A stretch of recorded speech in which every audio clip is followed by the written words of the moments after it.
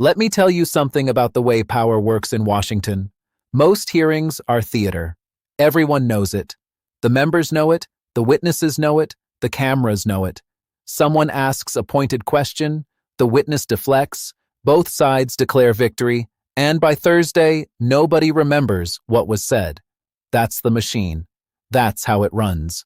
February 11th, 2026 was not that kind of day. Pam Bondi had every reason to think it would be. She walked into that House Judiciary Committee room with 37 pages of prepared testimony, a legal team that had spent weeks anticipating every line of attack, and the particular confidence of someone who has survived Washington long enough to know that surviving is mostly about running out the clock. She'd been through hostile hearings before. She knew how to pivot. She knew how to wait people out. She sat down, adjusted her microphone, and looked out at the committee like someone who had already calculated the exits. Then Ted Lieu stood up. Lieu is not a typical congressman. Before he ever set foot in the House chamber, he spent years as a military prosecutor in the Air Force JAG Corps. The kind of work where you don't win cases by raising your voice. You win them by building a timeline so tight that the other side has nowhere to go. When he's questioning a witness, he doesn't perform. He constructs. And that morning, he had been constructing for a long time. He didn't open with a speech. He opened with a video, real footage, pulled directly from the Epstein files, showing Donald Trump and Jeffrey Epstein together at a party. He put it on the screen, let the room sit with it for a moment, and asked one question. Were there underage girls at that party? Simple question. Requires a simple answer. What Bondi gave instead was a reference to the Dow Jones Industrial Average, the NASDAQ, crime statistics in California. I want you to think about that for a second. A sitting Attorney General of the United States, in a hearing about one of the largest child sex trafficking cases in American history, responded to a question about underage girls by citing stock market performance. The room went quiet in that specific way that happens when something crosses a line that nobody quite knew existed until it was already crossed. But that was just the opening. Lieu then placed a 21-page internal DOJ slideshow on the screen. This is a real document, reported by CBS News, The Hill, Al Jazeera, multiple verified outlets. A summary of witness testimony connected to the Epstein investigation. 2 witnesses, 2 separate accounts, detailed allegations against a sitting president, the same president whose attorney general had testified under oath not 10 minutes earlier that there was no evidence Donald Trump has committed a crime. Lieu read it aloud. He didn't add commentary, he just read it. When Bondi doubled down instead of correcting herself, when she repeated the same claim in the face of the document sitting right there on the screen, Lieu looked at her and said what a lot of people in that room were already thinking. She fired back. "Don't you ever accuse me of committing a crime," her voice climbing.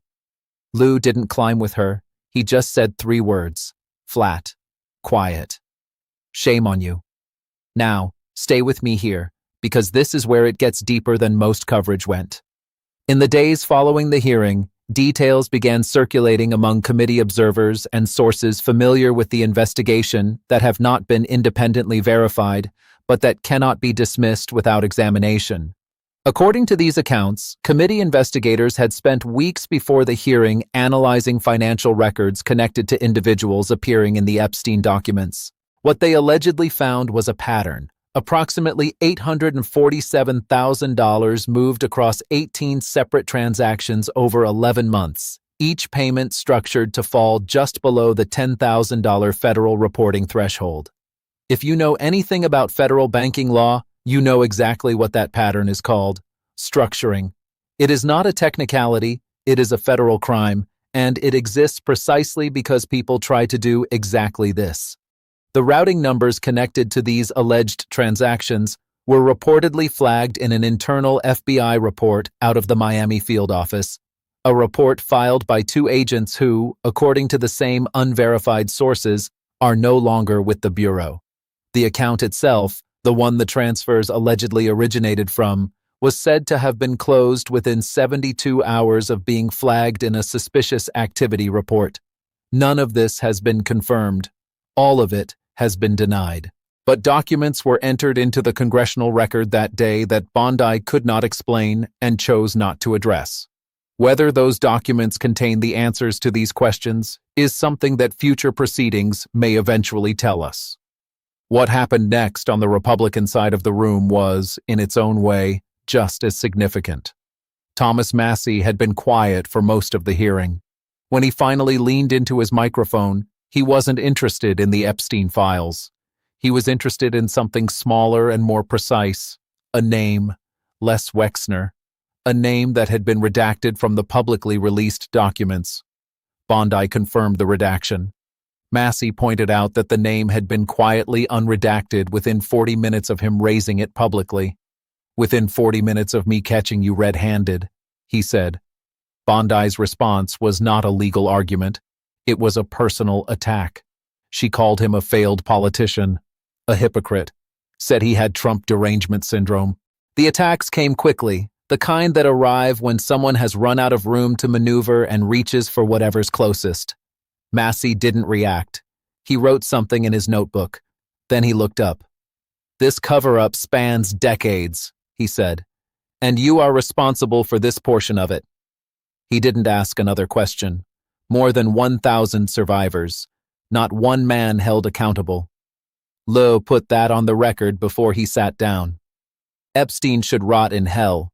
So should the men who patronized this operation. As we sit here today, you have not held a single man accountable. He paused. A real pause, not a rhetorical one. Then again, shame on you.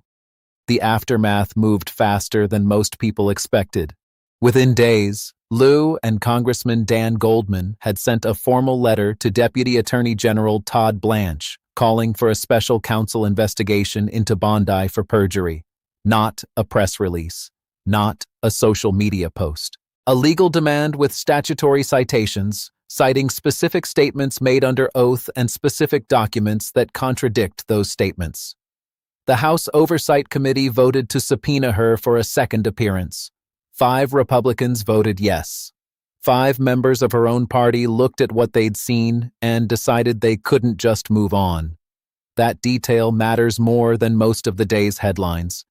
Because bipartisan subpoena votes don't happen when everyone agrees the hearing was just theater. They happen when something real was witnessed and enough people decided it couldn't be buried. Here's the thing that keeps coming back to me about all of this. Pam Bondi, years before this hearing, went on television and said every American deserves to know where the Epstein money went, that no name should be shielded. That transparency wasn't optional. Those words didn't disappear when the political weather changed. They're still out there. And they sat in that hearing room with her on February 11th as visible as the documents on the screen. The gap between the person who said those words and the person who cited the NASDAQ when asked about underage girls, that gap is the story. Not the documents, not the routing numbers, not even the 5 Republican votes. The gap is the story. Because it tells you something about what happens to people inside this system, what it asks of them, what it takes from them, and what they choose to give. A special counsel has been demanded. A subpoena has been issued. The questions are still on the table. If you've been paying attention to how these things tend to go, you know that the next few months will determine whether this moment becomes a footnote or a turning point. I don't know which one it will be. Neither does anyone else right now. But I'll be watching. And if you think any of this matters, if you think accountability in this country should apply regardless of title or party, then you should be watching too. Subscribe if you want to keep following this story as it develops, because it is far from over.